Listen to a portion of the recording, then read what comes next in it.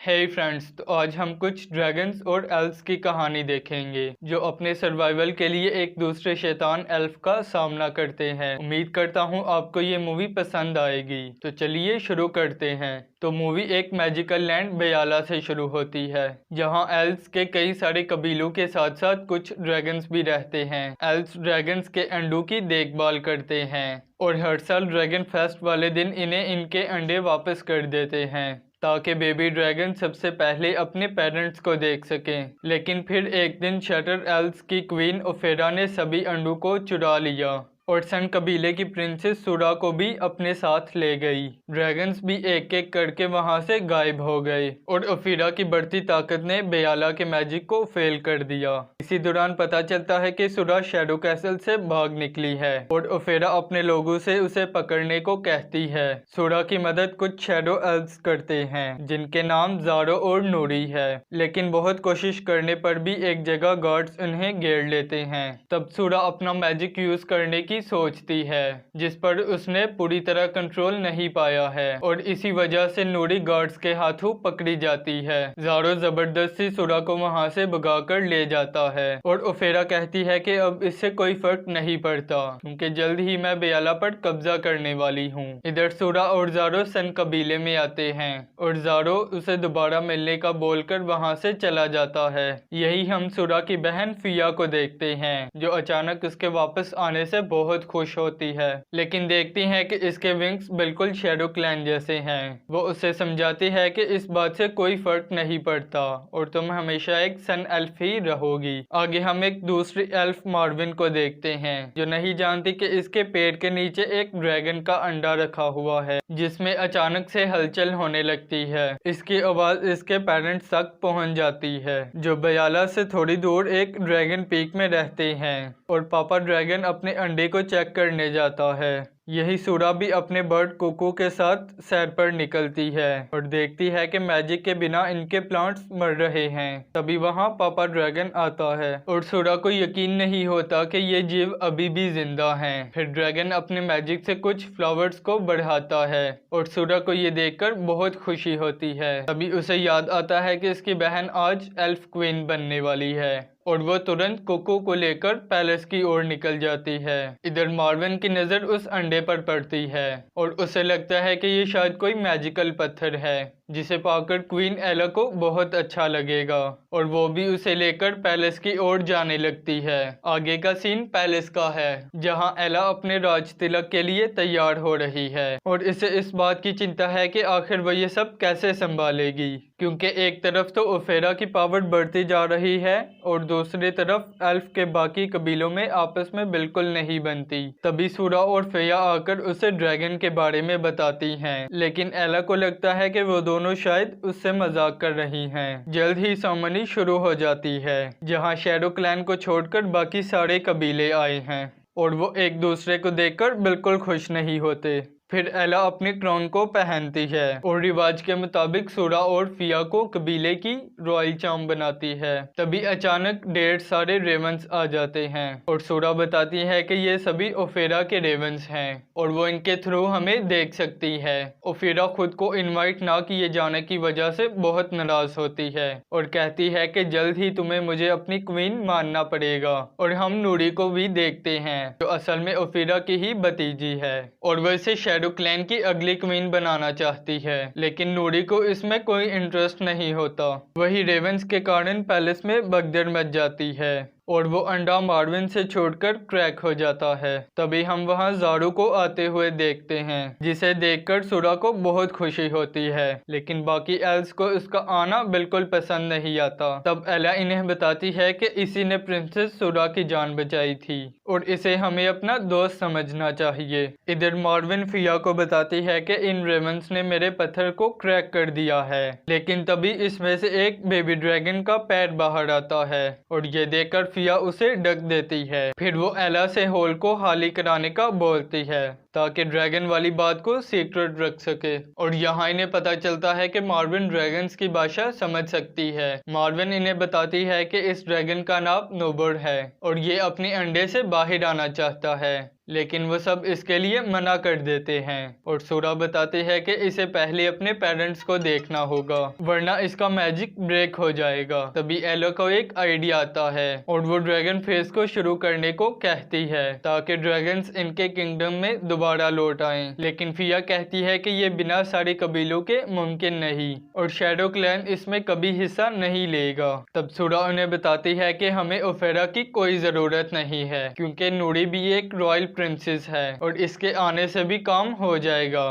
फिर एला dragon fest के लिए एक दिन डिसाइड करती है और वो प्लान करते हैं कि सूरा और ज़ारो नूरी को बचाने जाएंगे और फिया और मार्विन नोबर्ड को इसके पेरेंट्स के पास ले जाएंगे। लेकिन साथ ही वो इन्हें वार्न भी करती है कि ओफेरा को इसका पता नहीं चलना चाहिए वरना वो नोबर्ड को हमसे छीनने की कोशिश करेगी। फिर हम उन्हें अपनी जर्नी पर जाते हुए देखते हैं और यहाँ एला बाकी कबीले वालों को मनाने में लग जाती है। सबसे पहले वो आइस कबीले से बात करती है जो आइस पिघलने से बहुत परेशान है और इन्हें बताती है कि ड्रैगन्स के साथ इनका मैजिक भी वापस आ जाएगा। फिर वो यही बात रेनबो किंग को भी समझाती है और वो भी इसका साथ देने के लिए तैयार हो जाता है।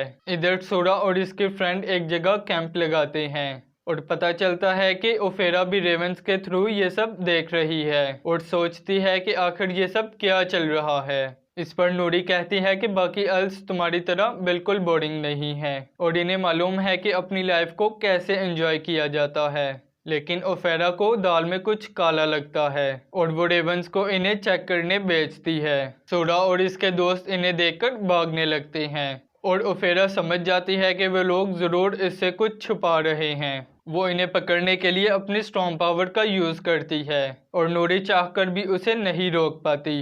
जल्द ही वो स्टॉर्म इन एल्स तक पहुंच जाता है और क्योंकि सूरा खुद भी मैजिक सीख चुकी थी वो इसका यूज इस स्टॉर्म को रोकने में करती है और ओफेरा का सर भी ये देखकर चकरा जाता है। फिया सूरा के स्पेल को देखकर बहुत इम्प्रेस होती है और सूरा बताती है कि ये सब शैडो कैसल में रहने का नतीजा है। उसे लगता है कि ये मैजिक उसे भी शैतान बना रहा है और वो इससे छुटकारा पाना चाहती है। इधर एला फॉरेस्ट क्लैन को भी अपना साथ देने के लिए तैयार कर लेती है और वो सब ड्रैगन फेस्ट वाली जगह के लिए निकल पड़ते हैं।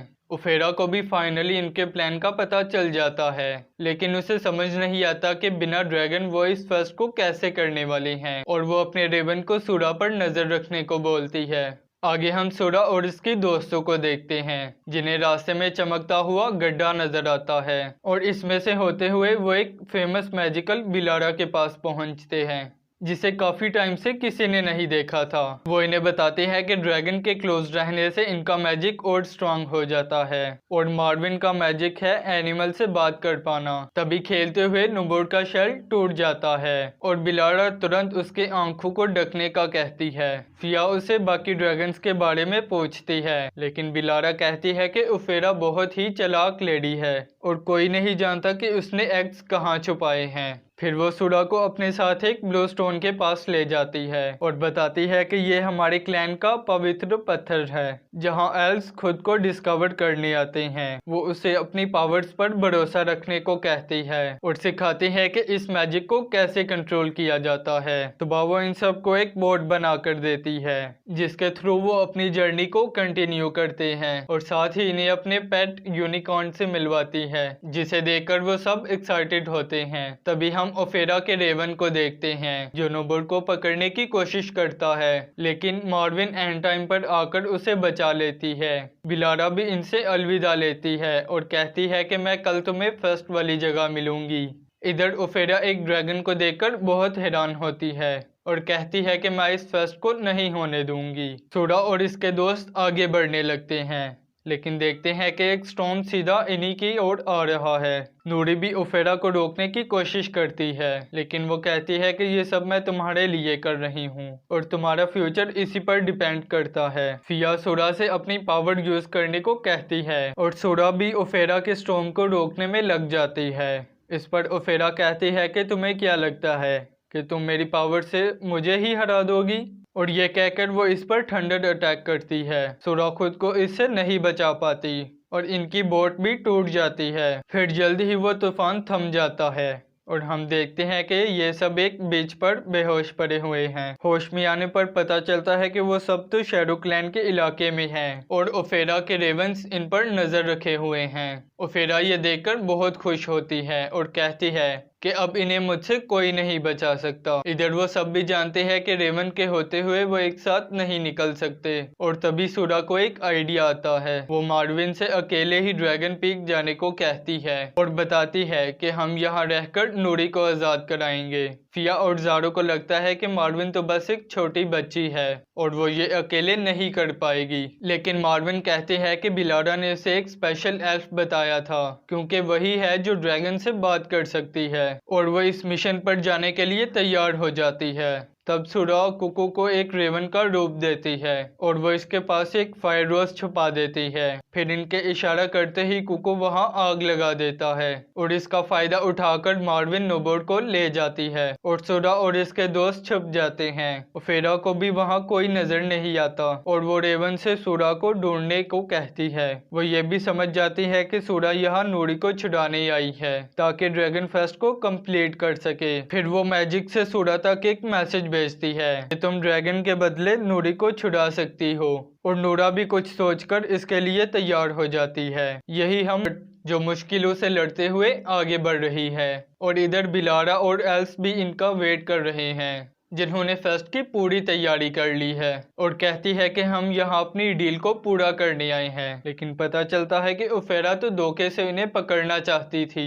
सूरा उसे समझाने की कोशिश करती है कि ये फेस्ट हमारे सबके भले के लिए है और तुम्हें भी हमारा साथ देना चाहिए, लेकिन ओफेरा कहती है कि तुम लोग मैजिक के बिल्कुल लायक नहीं हो और मैं इस फेस्ट को पूरा नहीं होने दूंगी। वो सूरा से एग को अपने हवाले करने को कहती है, लेकिन देखती है कि इस एग में तो कुकू छुपा हुआ है। गुस्से में वो इन सबको वहां बने ड्रैगन पिलर से चिपका देती है और पूछती है कि आखिर वो बेबी ड्रैगन कहाँ छुपा हुआ है। तभी वो नोटिस करती है कि फिया इनके ड्रैगन पीक की ओर है और वो अपने रेवन से उसी ओर जाने को कहती है। इधर मार्विन फाइनली इस पीक तक पहुंच जाती है और अंदर उसे वो ड्रैगन्स दिखाई देते हैं। नोबर्ड भी भागता हुआ अंदर आ जाता है और यहाँ वो पहली बार अपने पेरेंट्स को देखता है। ड्रैगन्स उसे पाकर बहुत खुश होते हैं और मार्विन का मिशन भी कंप्लीट हो जाता है। तभी बाहर वो इन रेवंस को आते देखते हैं, लेकिन नोबर्ड अब कहाँ इनसे डरने वाला था और अपने पेरेंट्स के साथ मिलकर इन्हें भगा देता है। इधर ओफेरा इन सबको जेल में डालने का बोलती है, लेकिन हम देखते हैं कि नूरी ने खुद को फ्री कर लिया है और वो ओफेरा से ये सब बंद करने को कहती है। इसके दोस्त भी कैद से फ्री हो जाते हैं और हम सूरा और ओफेरा को आपस में टकराते हुए देखते हैं। बाकी एल्फ्स इन गार्ड से लड़ने लगते हैं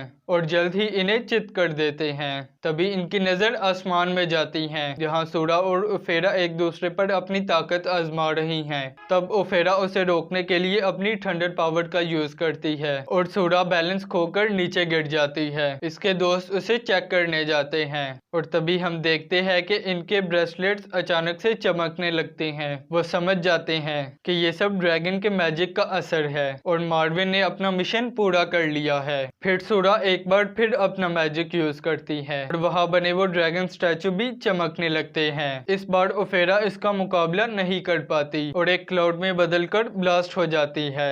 इसके शॉकवेव फेस्ट वाली जगह भी आते हैं और एला को लगता है कि शायद इसकी बहनें मुसीबत में हैं। तभी वो मौसम को साफ होता देखते हैं और पता चलता है कि ओफेरा एक पत्थर में बदल गई है। तभी इन्हें स्टैचूज के अंदर रखे वो ड्रैगन एग्स दिखाई देते हैं और ज़ारो बताता है कि फेस्ट का टाइम भी शुरू होने वाला है। वो लोग बोट्स लेकर वहां के लिए निकल जाते हैं जहां नोबोर्ड और इसकी फैमिली भी इनके साथ हैं। नूरी को शैडो क्लैन की नई क्वीन बना दिया जाता है और बाकी एल्फ्स भी इसे एक्सेप्ट कर लेते हैं।